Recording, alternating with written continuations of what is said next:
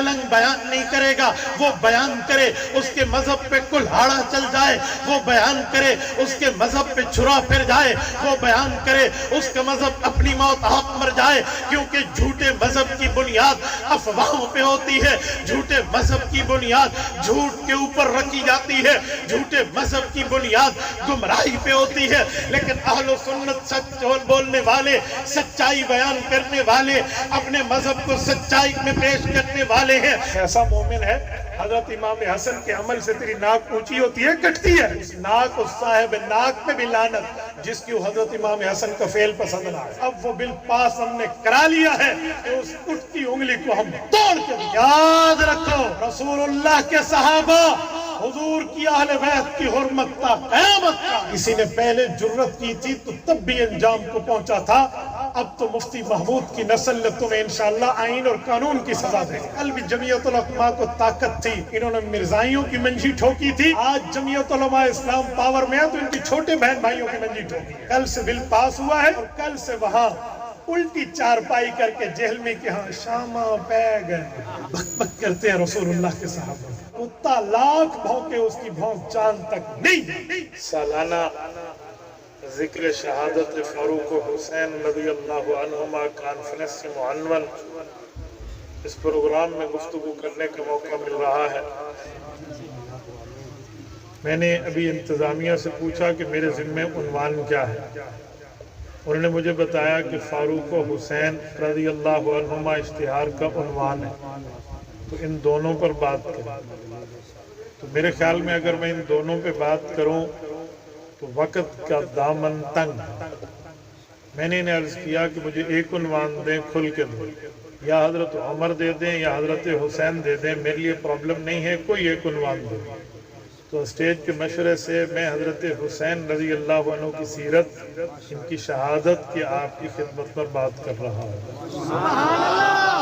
توجہ میری طرف رکھنا، میری آنکھوں میں آنکھیں ڈال کر بات سننا، انشاءاللہ ہمارا وقت قیمتی بنے گا۔ میرے دوستو، حضرت امام حسین رضی اللہ تعالیٰ عنہ کی سیرت طیبہ کے حوالے سے میں دو باتیں آپ کی خدمت میں رکھنے لگا ہوں۔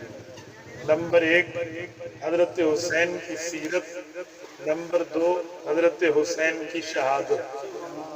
لیکن مسئلہ یہ ہے کہ جب سیرت کو بیان کیا جاتا ہے تو میں نے بڑے عرصہ دراز تک اس پر غور کیا کہ صرف بچپنے کو بیان کیا جاتا ہے۔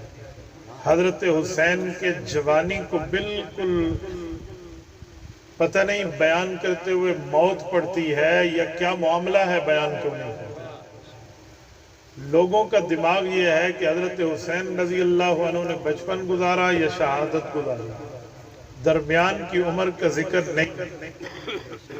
حضرت حسین رضی اللہ تعالی عنہما کے اگر زندگی کو ہم دیکھیں،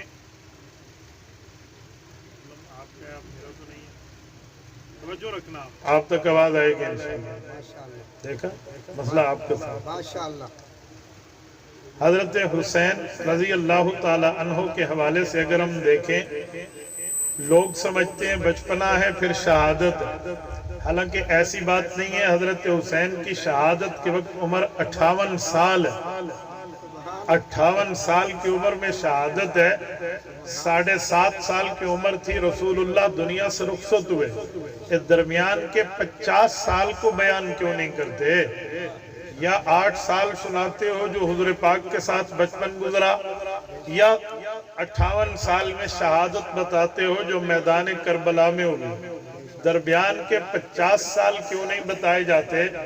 اس میں وجہ یہ ہے حضور پاک کے بعد دور ابو بکر ہے، حضرت ابو بکر کے بعد دور عمر ہے، حضرت عمر کے بعد دور عثمان ہے، حضرت عثمان کے بعد دور حیدر ہے، دور حیدر کے بعد حضرت دور معاویہ ہے۔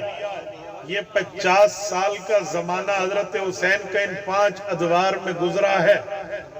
اگر ان 50 سالوں کو بیان کریں، حضرت حسین کی جوانی کو بیان کریں تو واقعات نکھر کے سامنے آتے ہیں کہ حضرت حسین اور ابو بکر کا پیار کیا تھا۔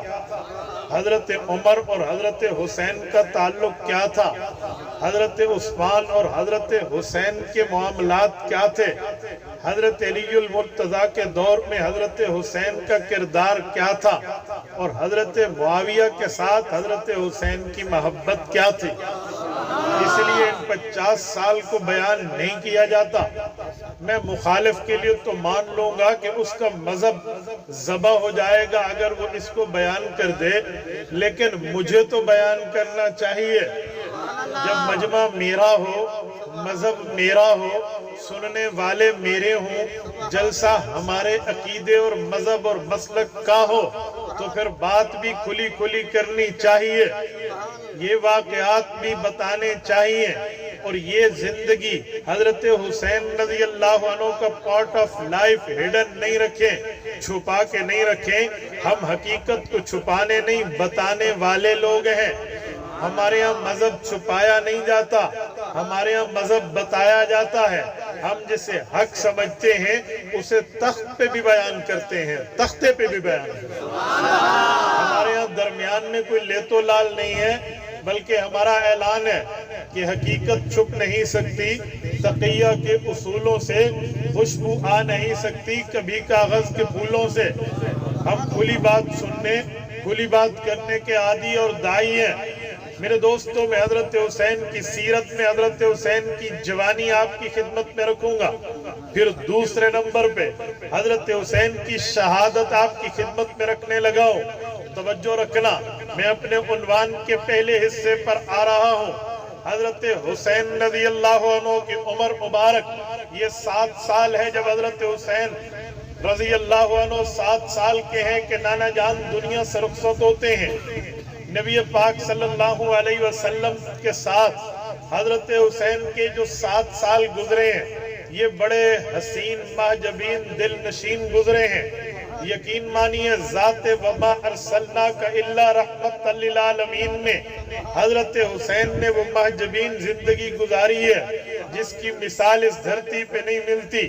مثلاً ہم دیکھتے ہیں حضرت فاطمہ کے گھر حضرت حسین کی ولادت ہے تو نبی پاک علیہ السلام خوشخبری پہلے دیتے ہیں۔ آپ کہیں گے ولادت سے پہلے خوشخبری کیسے دی ہے؟ مشکات میں حدیث پاک ہے، اس دھرتی پہ دوسری مسلمان عورت نبی پاک کی چچی حضرت لبابہ بنت حارث رضی اللہ تعالی عنہ، نبی پاک کے چچا حضرت عباس بن عبد المطلب رضی اللہ عنہما کی بیوی رسول اللہ کی چچی، جس کے لیے ملا علی قاری نے مرقات میں لکھا ہے انہا اسلمت فی الاسلام بعد خدیجہ رضی اللہ عنہ۔ حضرت خدیجہ رضی اللہ عنہ اس دھرتی کی پہلی مسلمہ مؤمنہ خاتون ہے۔ ان کے بعد رسول اللہ کی چچی حضرت لبابہ بنت حارث ام الفضل ہیں۔ یہ کہتی ہے میں نے خواب دیکھا نبی پاک صلی اللہ علیہ وسلم کے بارے میں، اتنا عجیب و غریب خواب دیکھا، میں تڑپ کے اٹھ گئی، میں نے نبی پاک کی خدمت میں حاضری دی، یا رسول اللہ خواب تو دیکھا ہے پر بیان کرنے کی سکت نہیں ہے۔ نبی پاک نے اجازت دی، میری چچی آپ بیان کیجئے آپ نے کیا دیکھا؟ حضرت ام الفضل عرض کرنے لگی یا رسول اللہ میں نے دیکھا ہے آپ کے جسم کا ایک ٹکڑا کٹ جاتا ہے، وہ میری گود میں آتا ہے تو میں تو آپ کے جسم کے اوپر مکھی کا بیٹھنا برداشت نہیں کرتی، میں آپ کے جسم کا ایک ٹکڑا کٹنا برداشت کیسے کر سکتی ہوں؟ نبی پاک مسکرانے لگے کہ یا رسول اللہ میں نے ہولناک اندھوناک خواب سنایا ہے، آپ مسکرا رہے ہیں۔ حضور پاک نے فرمایا چچی بات ہی ایسی ہے، جو تو نے دیکھا ہے اس کا مطلب وہ نہیں جو تو لے رہی ہے، بلکہ اس کا مطلب یہ ہے ان قریب رب کریم میری فاطمہ تو زہرا کو بیٹا دیں گے اور اس کی پرورش تیری گود میں ہوگی۔ حضرت حسین کی نبی پاک علیہ السلام نے آمد کی بشارت یوں دی ہے اور وہی ہوا۔ حضرت حسین کی تربیت رسول اللہ کی چچی سیدہ ام الفضل لبابہ بنت حارث رضی اللہ عنہ کی گود میں ہوئی ہے۔ میری بات کا مطلب نبی پاک کا حضرت حسین کے ساتھ ایک تعلق یہ ہے، حضور پاک علیہ السلام نے کبھی مؤذن بن کے آذان نہیں دی ہے، لیکن اپنے نواسوں کے کان میں پیغمبر علیہ السلام نے بعد الولادہ آذان ادا فرمائی ہے۔ میرے دوستو حضرت حسن حسین کے لیے نبی پاک نے عقیقہ فرمایا ہے۔ حدیث پاک میں ہے، حضرت یعلا بن مرہ ثقفی رضی اللہ عنہ راوی ہیں، امام ابن ماجہ القزوینی رحمہ اللہ نے سنن ابن ماجہ میں اس حدیث پاک کو جگہ دی ہے۔ وہ فرماتے ہیں نبی پاک علیہ السلام کانا یضاحکہ الحسین، حضور پاک علیہ السلام حضرت حسین سے بڑے ترتیب سے پیار فرماتے ہیں۔ وہ ترتیب سے پیار کا واقعہ یہ ہے، نبی پاک دعوت پہ جا رہے، حضرت حسین مدینہ کے بچوں کے ساتھ گلی میں کھیل رہے، نبی پاک بیٹھے، بلایا آؤ بیٹے، حضرت حسین قریب نہ آئے، جیسے بچہ بڑے کے پاس آتے ہوئے تھوڑا سا ڈرتا ہے۔ حضور پاک علیہ السلام نے بڑے ہاتھ کھولے، حضرت حسین قریب آئے، حضور پاک پھر بھی کھولے رکھے۔ ان کو یقین ہوا کہ نانا جان پکڑ نہیں رہے۔ جب وہ بالکل قریب ہوئے، حضور پاک علیہ السلام نے پکڑ لیا، سینے سے لگایا، آسمان کی طرف نظر اٹھائی، یوں دعا کی، اللہم انی احب حسینہ فاحبہما، اللہم انی احبہما فاحبہما واحب من یحبہما۔ اے اللہ، میں اس حسن حسین سے بڑا خصوصی پیار کرتا ہوں، آپ بھی ان سے پیار رکھیں، جو ان سے پیار رکھے آپ بھی ان سے پیار رکھیں۔ حضرت حسین کے ساتھ حضور پاک کے تعلق کا ایک مطلب آگے بھی ہے، وہ کیا ہے؟ حضرت حسین رضی اللہ عنہ نبی پاک صلی اللہ علیہ وآلہ وسلم کے خطبے میں آتے ہیں۔ یہ دونوں بھائی آئے، مشکات میں بھی روایت ہے، باقی کتب میں بھی ہے، یمشیانی و یعصران، امام حسن و امام حسین چل رہے تھے، گرتے پڑتے آ رہے تھے، نبی پاک خطبے میں بیٹھے ہیں، خطبے کو چھوڑا، آپ علیہ السلام منبر سے نیچے اترے، دونوں شہزادگان زہرا کو اٹھایا، اپنے یہاں رانوں پہ بٹھایا اور ان کو سینے کے قریب رکھ کے فرمایا، اے لوگوں، میرے مولا، میرے رب، میرے خالق و مالک نے سچ فرمایا، انما اموالکم و اولادکم فتنہ، بے شک میں نے تمہیں اولاد بھی دی ہے، میں نے تمہیں اموال بھی دی ہیں۔ رب فرماتے ہیں اس کے ذریعے میں تمہیں آزماؤں گا۔ یہاں فتنے کمانا فساد نہیں ہے، یہاں فتنے کمانا آزمانا ہے۔ حضور پاک نے فرمایا، رب نے سچ فرمایا، اولاد کے ذریعے آزمائیں گے، یہ میری اولاد ہی تو ہیں۔ جب یہ دونوں آ رہے تھے گرتے پڑتے، میں اپنی جان کو خطبہ ختم کر کے اٹھانے کے لیے آگے کر کے آ کے ان کو اپنے یہاں بٹھایا۔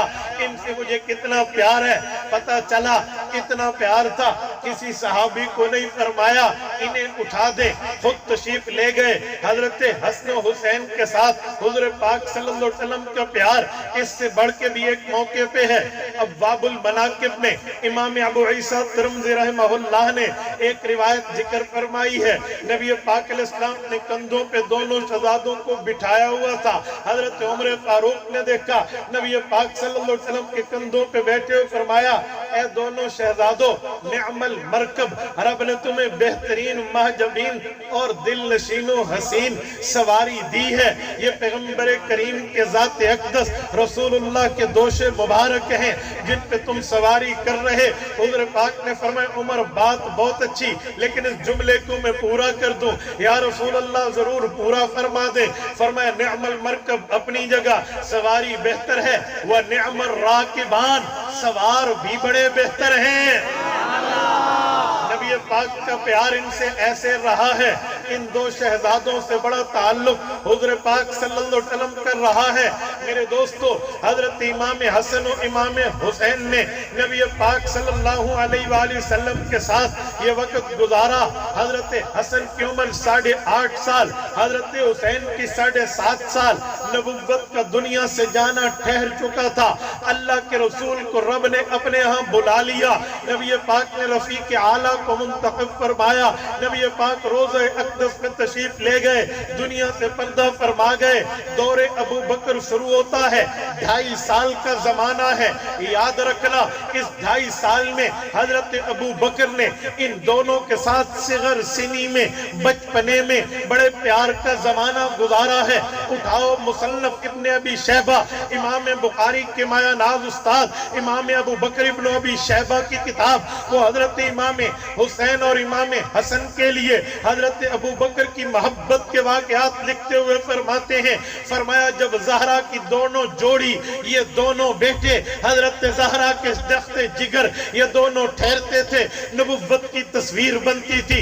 उसकी वजह ये है, फरमाया सर से लेकर नाफ मुबारक तक इमाम हसन रसूलुल्लाह के मुशाबे थे, नाफ से लेकर पाँव मुबारक तक इमाम हुसैन रसूलुल्लाह के मुशाबे थे। हजरत अबू बकर सिद्दीक आए, हजरत हसन और हुसैन ठहरे, हजरत हुसैन को हजरत अली ने उठाया तो हजरत हसन को अबू बकर ने उठाया, फरमाया या अली बिन अबी शिबहतुम बिन नबी, ए अली खुदा की कसम खा के कहता हूँ तेरे शहजादे खड़े हो रसूलुल्लाह की तस्वीर बन गई। अबू बकर का इनसे प्यार, अबू बकर की इनसे मोहब्बत ढकी छुपी नहीं है, लेकिन 2.5 साल की उम्र थी। हजरत हुसैन कोई 10.5 साल के हैं, हजरत हसन 11.5 साल के हैं। अबू बकर दुनिया से रुखसत होते हैं, इस जमाने का बचपना है, इतनी तफसील इनकी अमली प्रैक्टिकल लाइफ जिंदगी की नहीं मिलती। लेकिन जब दौरे फारूकी आता है, हजरत उमर का दौर आता है, उस शख्स की हुकूमत शुरू होती है जिसके लिए काबे में पहुंच के रसूलुल्लाह ने दस्ते दुआ दराज करके मांगा था, मौला इस्लाम की इज्जत चाहिए, उमर के जरिए चाहिए, इस्लाम को 4 चांद ला चाहिए, उमर के सबब में चाहिए, ए अल्लाह इस्लाम को सुरखरूई चाहिए, उमर के वसीले से चाहिए। वो उमर का दौर अक़दस शुरू होता है, 10 साल की खिलाफत है, 11.5 साल वाले 21.5 साल के हैं, 10.5 साल वाले 20.5 साल की उम्र तक हजरत उमर के साथ इन भाइयों का प्यार, मोहब्बत, मवद्दत, ताल्लुक, अकीदत, यगानत, उल्फत, प्यार के खुदा की कसम लिस्टें निकलती हैं, वाक़यात दर वाक़यात है। लेकिन मसला ये है, मलंग बयान नहीं करेगा, वो बयान करे उसके मजहब पे कुल्हाड़ा चल जाए, वो बयान करे उसके मजहब पे छुरा फिर जाए, वो बयान करे उसका मजहब अपनी मौत आप मर जाए। क्योंकि झूठे मजहब की बुनियाद अफवाहों पे होती है, झूठे मजहब की बुनियाद झूठ के ऊपर रखी जाती है, झूठे मजहब की बुनियाद गुमराही पे होती है। लेकिन अहले सुन्नत सच बोलने वाले, सच्चाई बयान करने वाले, अपने मजहब को सच्चाई में पेश करने वाले हैं। आओ मैं हजरत उमर के दौर को पेश कर रहा हूँ।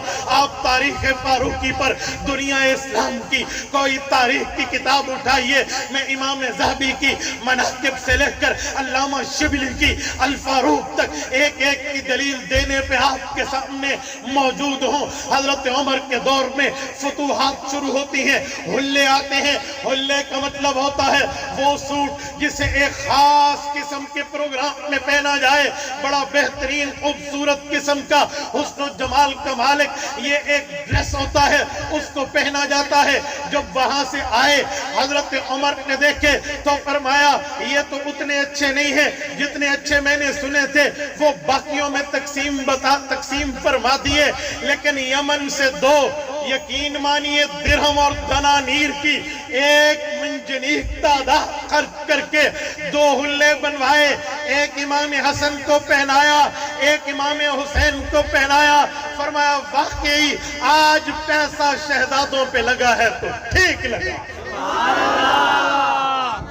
इस पर वाकयात शाहिद अदल हैं। जज़ाकल्लाह। मेरी गुफ्तगू को खिताबत का समझिए, सबक समझ के याद कीजिए। मैं नारे का एहतराम करता हूँ, लेकिन यहाँ ज़हन में बिठाइए, नारा किसी और बयान में लगा लीजिए। ये दलाइल से साबित गुफ्तगू है, आप इसको दोहराएं, घर जाकर अपने दिमाग में बिठाएं, अपने बच्चों को बताएं, अपने घर में ये वाक़यात सुनाएं ताकि हम आगे बता पाएं। वरना नारे तकबीर अल्लाहु अकबर में बात हवा में उड़ जाएगी, तुम यहाँ से उठोगे, लोग कहेंगे क्या हुआ जी, नारे बहुत लगे, लेकिन फिर मसला आपको याद नहीं रहेगा।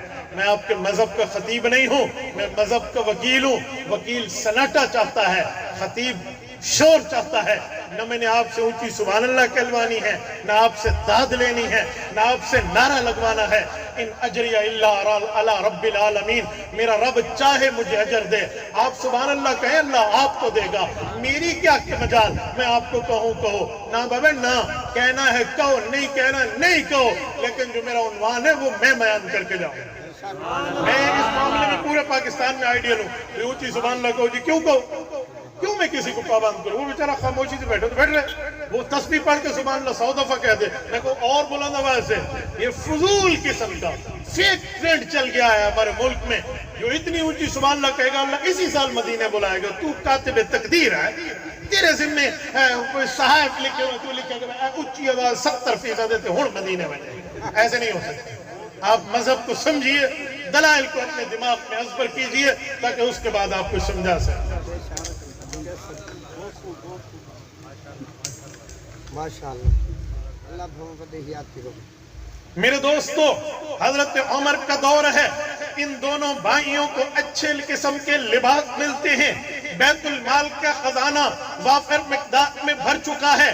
اب کیا چاہیے؟ حضرت عمر رضی اللہ تعالی عنہما نے قرآن کریم کی آیت کے مطابق صحابہ کرام رضی اللہ عنہم اجمعین کی ترتیب خلافت، ترتیب ایمان، ترتیب اسلام، ترتیب رتبہ، ترتیب مقام، ترتیب مرتبہ، ترتیب درجہ و حیثیت و ویلیو کو سامنے رکھ کے ان کے معاملات کو طے کر کے حضرت عمر رضی اللہ عنہ نے ان کے وظائف کو مقرر فرمایا۔ جب ان کے وظائف مقرر کیا جا رہے تھے، حضرت عمر رضی اللہ تعالی عنہ نے سب سے پہلے جن کو رکھا وہ اللہ کے قرآن کے مطابق رکھا ہے۔ رب کریم نے صحابہ کرام کے طبقات بیان کرنے کے لیے 11ویں پارے کے پہلے صفحے پہ فرمایا والسابقون الاولون من المہاجرین والانصار والذین اتبعوهم باحسان رضی اللہ عنہم ورضوا عنہ۔ یہ سورت نمبر 9 سورت توبہ ہے، آیت نمبر 100 ہے، 11واں پارہ ہے، پہلا صفحہ ہے۔ رب کریم فرماتے ہیں اے لوگو ایمان میں مضبوط، درجے میں مضبوط، حیثیت میں مضبوط، ویلیو میں مضبوط رسول اللہ کی جماعت میں پہلا طبقہ مہاجرین کا ہے، جنہوں نے مال بھی چھوڑا، جان بھی لگائی، وقت بھی لگائی، صلاحیتیں بھی لگائی، طاقتیں بھی لگائی، قوتیں بھی لگائی، نبی پاک پہ تن من دھن کو لٹایا۔ ان لوگوں نے اپنے گھر بار چھوڑنے پڑے چھوڑ دیے، کاروبار چھوڑنا پڑا چھوڑ دیا، پھر وہ آئے مدینہ طیبہ۔ اس کے بعد نمبر ہے والسابقون الاولون کے بعد مہاجرین کے بعد والانصار، مدینہ کے بنو ازرج اور بنو اوس کے ان صحابہ کرام کا جنہوں نے اپنے مال رسول اللہ کے لیے، ان کے صحابہ کے لیے، ان کی اہل بیت کے لیے وقف کر دیے تھے، اپنی اولاد ان پر وقف کر دی تھی، اپنے کھیت ان پر وقف کر دیے تھے، اپنی زمینیں ان پر لگا دیے تھے، اور اپنے ایک ایک چیز میں معاہد کر کے ان کو بھائی بھائی بنایا تھا۔ ان دونوں کا رتبہ سب سے بڑھ کے ہے، اس کے بعد باقیوں کا رتبہ ہے، اور پھر اس کے بعد قرآن کریم اس سے بڑھ کے ایک جملہ کہتا ہے۔ یہ سورۃ الحدید کی آیت نمبر 10 ہے۔ رب کریم فرماتے ہیں لا يستوي منكم من انفق من قبل الفتح وقاتل اولئك اعظم درجة من الذين آمنوا من بعد وقاتلوا وكلا وعد الله الحسنى۔ فرمائے لوگوں پھر رتبہ دیکھنا ہے، ان لوگوں کا دیکھو جو فتح مکہ سے پہلے ایمان لائے، جہاد فی سبیل اللہ میں شریک ہوئے، خرچ کیا، پھر بعد میں ایمان لائے۔ 4 طبقے ہوئے، مہاجر اول، انصاری اول، فتح مکہ سے پہلے، فتح مکہ کے بعد، جن میں اصحاب بدر، اصحاب احد، اصحاب شجرہ، اس طرح کی ترتیبیں ہیں۔ حضرت عمر نے یہ سامنے رکھا، وظیفوں میں سب سے پہلے مہاجرین کو رکھا، اصحاب بدر کو رکھا، خلفائے راشدین کو رکھا، اصحاب احد کو رکھا۔ ان سب کو رکھتے رکھتے بعد والوں کے پھر بعد کے وظیفے رکھے۔ میری تفصیل بتانے کا مطلب یہ ہے جب باری آئی رسول اللہ کے ان شہزادوں کی، حضرت عمر رضی اللہ عنہ نے ان کا وظیفہ مہاجر صحابی، اول درجے کا صحابی، بدری صحابی، جنگ بدر کے شریک صحابی کے برابر اعلیٰ درجے کا وظیفہ متعین، اعلیٰ درجے۔ کیوں؟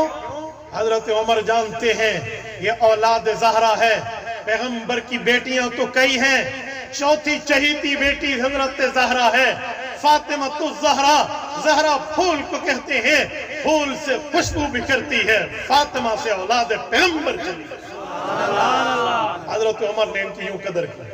آگے چلیے، اہل و سنت کی کتب سے لے کر اہل تشیع کی کتب تک ذمہ دار ہوں.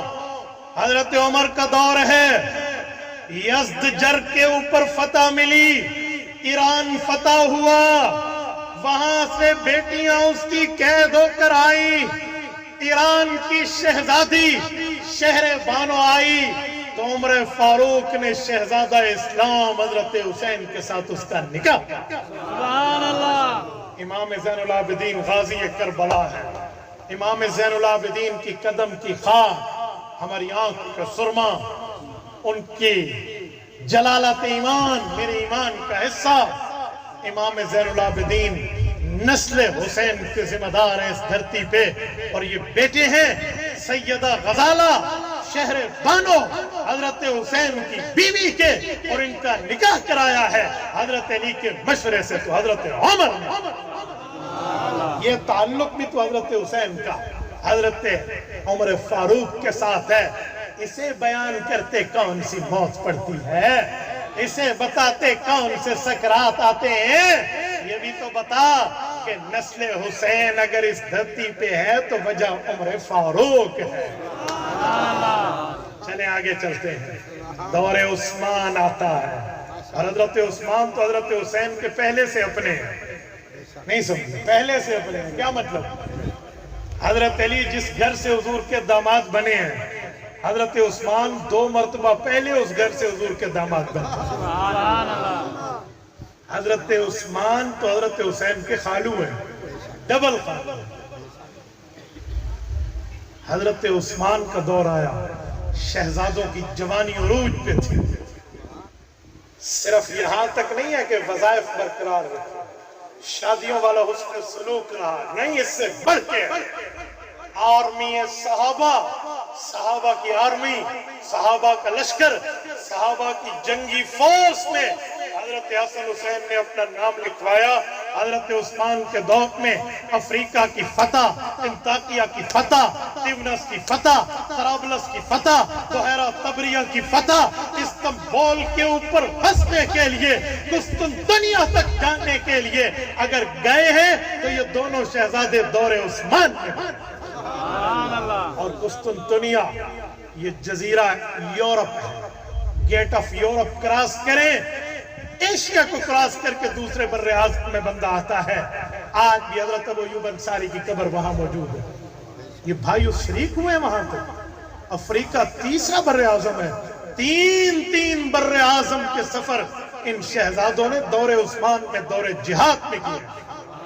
اگر عثمان غنی نعوذ باللہ غلط تھے، ان کی خلافت غاصبہ تھی، پھر ان کے دور کا جہاد نہیں ہے، فساد، تو پھر ان کی شرکت کیوں ہے؟ بابا جہاد تھا تبھی تو ان کی شرکت تھی.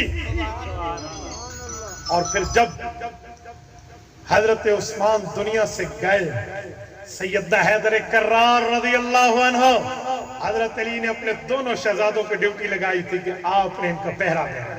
حضرت عثمان نے تو منع کیا تھا نا کہ میری وجہ سے تلوار نہیں چلے گی، ظالم مجھے قتل کرتے ہیں کر دیں، تم نے نہیں لڑنا، سب کو منع کرنا. اسٹرکٹلی آرڈر دیا تھا حضرت عثمان نے.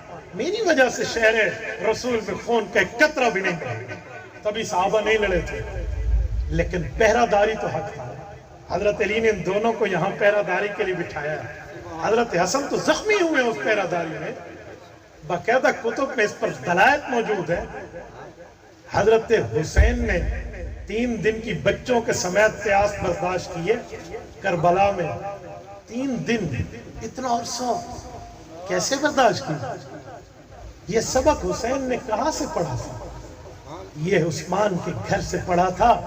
عثمان نے 40 دن پیاس برداشت کی، جان آفری کے حوالے کی.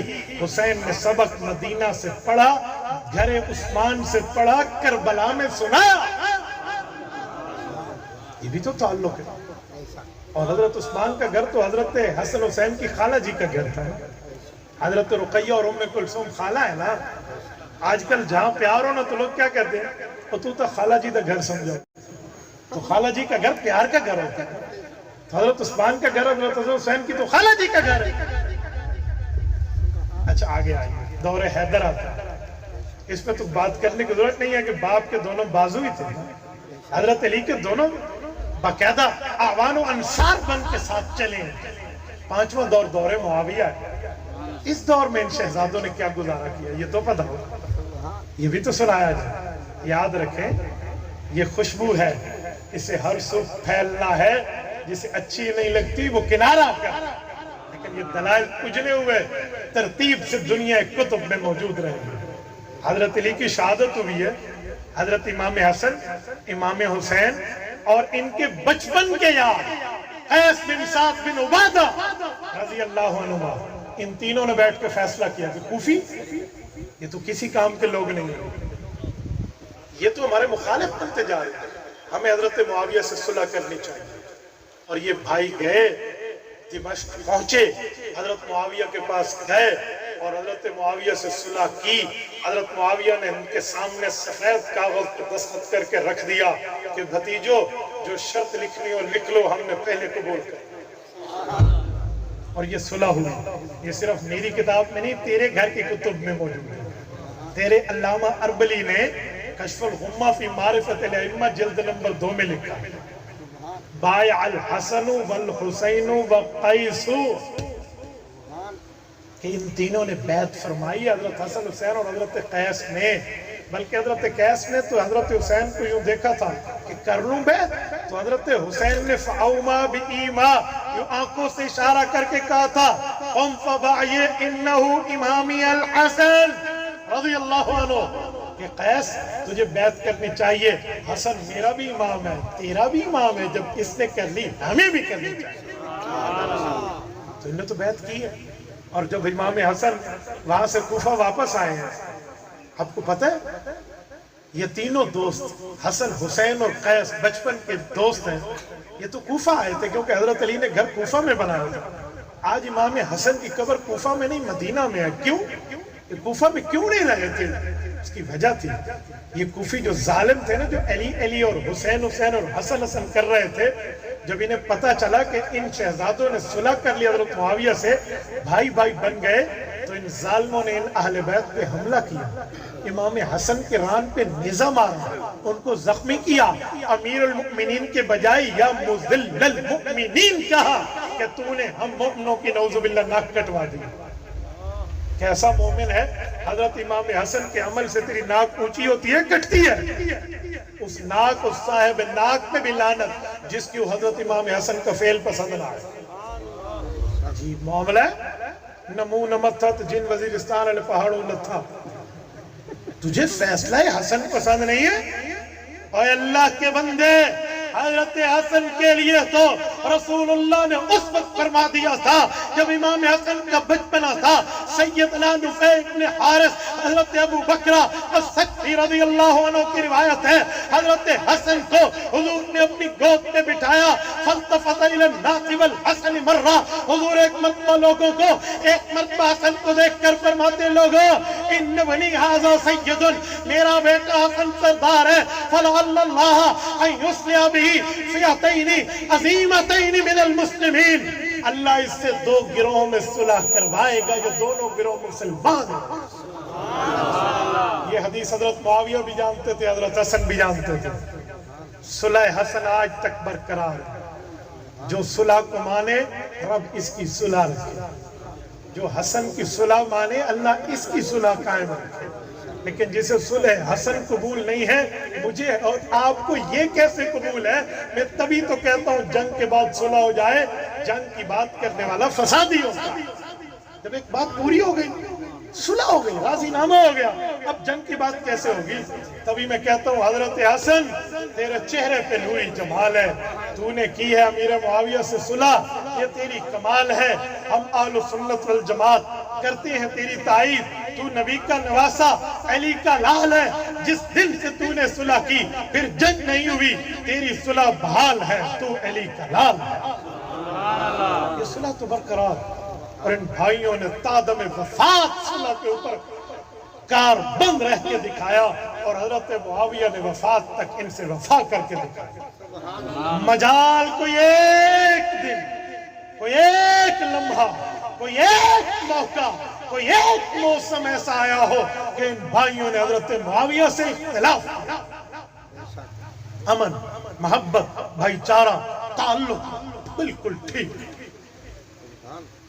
عجیب معاملہ ہے. ان نے تو بالکل محبت رکھی ہے اور آج بالکل اپوزٹ کر کے پیش کر دیا جاتا ہے. عجیب سے عجیب معاملہ. کوئی دنیا کا بدتمیز بیٹھے گا جہلم سے بیٹھ کے کہے گا حضرت معاویہ نے یوں کیا. میں نے کہا لانتی شکل و عقل والے، تم حضرت معاویہ پہ تبرہ کرنے والے آئے. حضرت علی کا سگا بیٹا امام حسن و حسین ہے، اس نے تو پوری زندگی ان کے خلاف ایک جملہ بھی نہیں کہا، بلکہ ان کے ہاتھ میں ہاتھ دے کر ان کی بیعت کر کے ان کی تائید. تم حضرت حسین کا نام لے کر حضرت معاویہ پہ انگلی صاف کرنے کی کوشش کرو گے، انشاءاللہ آئین اور قانون کے دائرے میں اب وہ بل پاس ہم نے کرا لیا ہے کہ اس اٹھتی انگلی کو ہم توڑ کے دکھائیں. یاد رکھو رسول اللہ کے صحابہ حضور کی اہل بیت کی حرمت تا قیامت کا. کسی نے پہلے جرت کی تھی تو تب بھی انجام کو پہنچا تھا. اب تو مفتی محمود کی نسل نے تمہیں انشاءاللہ آئین اور قانون کی سزا دے. میں نے کہا کل بھی جمعیت العلماء کو طاقت تھی، انہوں نے مرزائیوں کی منجھی ٹھوکی تھی. آج جمعیت علماء اسلام پاور میں ہے تو ان کی چھوٹے بہن بھائیوں کی منجھی ٹھوکی ہے. یقین مانیے رب کریم کا بڑا کرم ہے. میں نے تو کھلا کھلا کہا کہ اب یہ جہل میں بک بک کرے نا صحابہ پہ، حضرت معاویہ پہ، حضرت مغیرہ بن شعبہ پہ یا کسی اور صحابی پہ، جہلم کے مسلمانوں کو میں نے کہا یقین مانیے ایف آئی آر لے کر آنا آپ کا کام اور الٹا لٹکانا پھر آئین کا کام. کل سے بل پاس ہوا ہے اور کل سے وہاں الٹی چارپائی کر کے جہلمی کے ہاں شامہ پہ گئے. کل سے کم پورا ہے. شرم نہیں آتی؟ آج ایک بندہ وہ تصویر دکھا رہا تھا کہ ہون تو پورے شامہ پہ گئے. بک بک کرتے ہیں رسول اللہ کے صحابہ، بکواس کرتے ہیں. یاد رکھو کتا لاکھ بھونکے اس کی بھونک چاند تک نہیں. چمگاڈر ہزار لان تان کرے سورج کی روشنی ماند نہیں. اور فی تم ایندیس زغو غائر رکیبا آواز سگان کم نکرد رزق گرزا، کبھی کم نہیں ہوگا. تو میرے دوستو یہ 5 ادوار ہیں. حضرت حسین کی جوانی ہے، اس کو بھی تو بیان کرنا چاہیے. یہ میں نے صرف جھلکی پیش کی ہے آپ کے سامنے. توجہ رکھیں اور ٹائم صرف اس پر پورا ہو رہا ہے. تبھی میں نے انہیں کہا تھا مجھے صرف ایک عنوان دے، ابھی یہ مجھے 2 عنوان دے. آپ حضرت عمر بھی کریں حضرت حسین بھی. اگر 2 خطیب ہیں تو ایک عنوان ایک دوسرے کو دے دیں. مجھے چلو کوئی اوکھا عنوان دے ہو جا لیکن عنوان تو ایک ہی دے.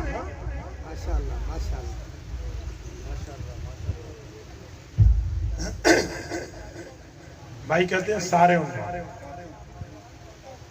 عنوان دے دیں. وقت میری مرضی کا رکھیں. مغرب کی نماز کے بعد جلسہ شروع کریں، عشاء مؤخر کریں. 3 گھنٹے مجھے دیں، میں سارے عنوان پہ بات کر لیتا ہوں جو اشتہار پہ. آپ مجھے رات 11:15 بجے بیان کا ٹائم دیں گے، جب تاریخ چینج ہونے میں 45 منٹ باقی ہوں گے، 9 کا ٹائم لے کے 10 میں بیان کروائیں گے تو کون کرے گا؟ صبح کی نماز مولوی نے بھی پڑھنی ہے، باقیوں نے بھی پڑھنی ہے، یا جلسے والی بار فجر کی نماز معاف ہوں گی؟ ہاں اتنے بندے فجر کی نماز ہی جھو سے تو پھر مجھے بتائیں آپ رات کو اتنا جلسہ کیسے کرتے ہیں؟ اتنے جلدی جلسہ شروع کیا کریں. 11:15 اللہ اتنا لیٹ میری عادت نہیں ہے گفتگو کرنے کی. میری گفتگو کی ترتیب ہوتی ہے 1 نعت 1 تلاوت مغرب کے متصل بات بندہ شروع. جس نے آنا ہے تب بھی ٹھیک ہے، جس نے نہیں آنا تب بھی ٹھیک ہے.